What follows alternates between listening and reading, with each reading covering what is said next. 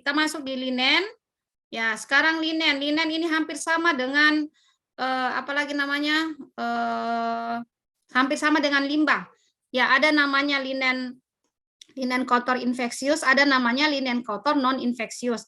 Jadi wadahnya juga sama. Kalau dia linen infeksius, berarti dia di wadahnya warna kuning, kantongnya warna kuning. Kalau non infeksius berarti wadahnya di kantong warna hitam.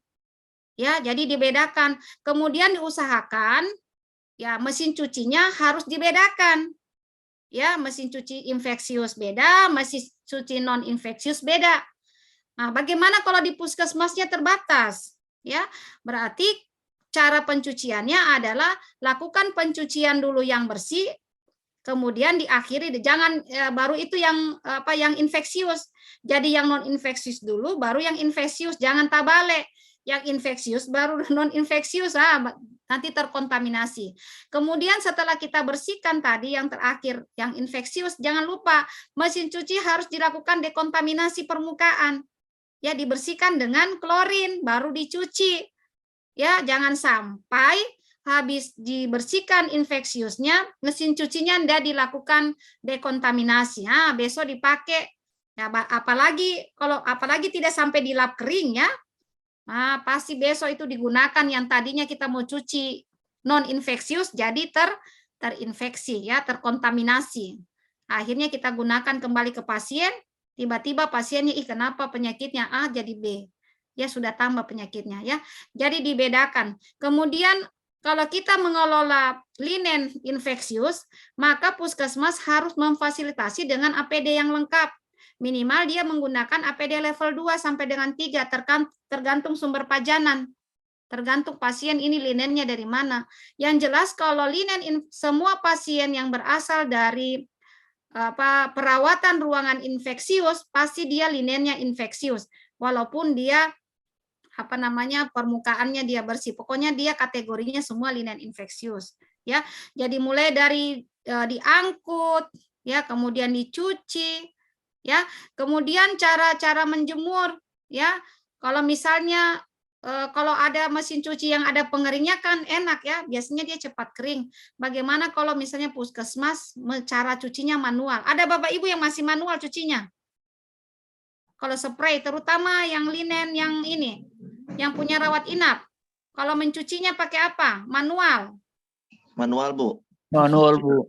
Iya, terutama yang rawat inap ya. Atau misalnya yang tidak ada rawat inap, ada tindakan seperti poli gigi.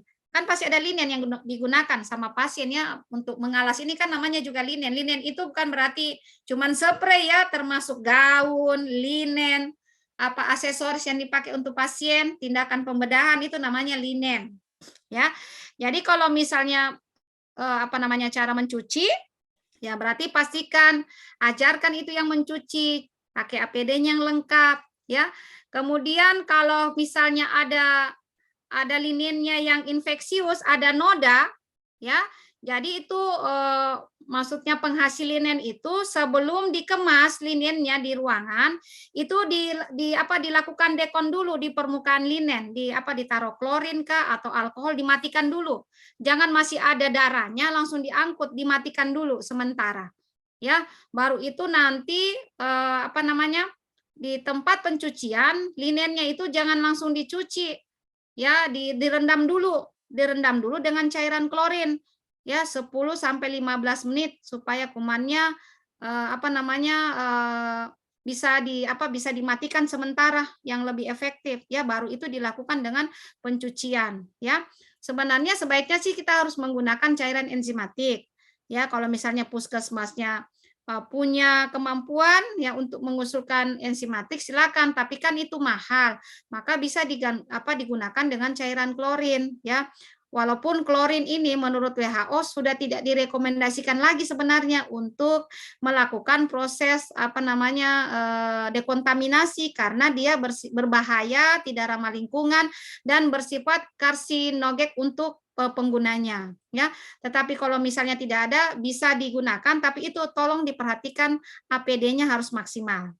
Ya, jadi harus pakai masker, kacamata Google ya pada saat kita melakukan pengelolaan ya pengolahan linen ya. Jadi ingat Bapak Ibu, jadi linen itu hampir sama dengan limbah, ada namanya linen kotor non infeksius, ada namanya linen kotor yang infeksius ya. Nah, lanjut lagi.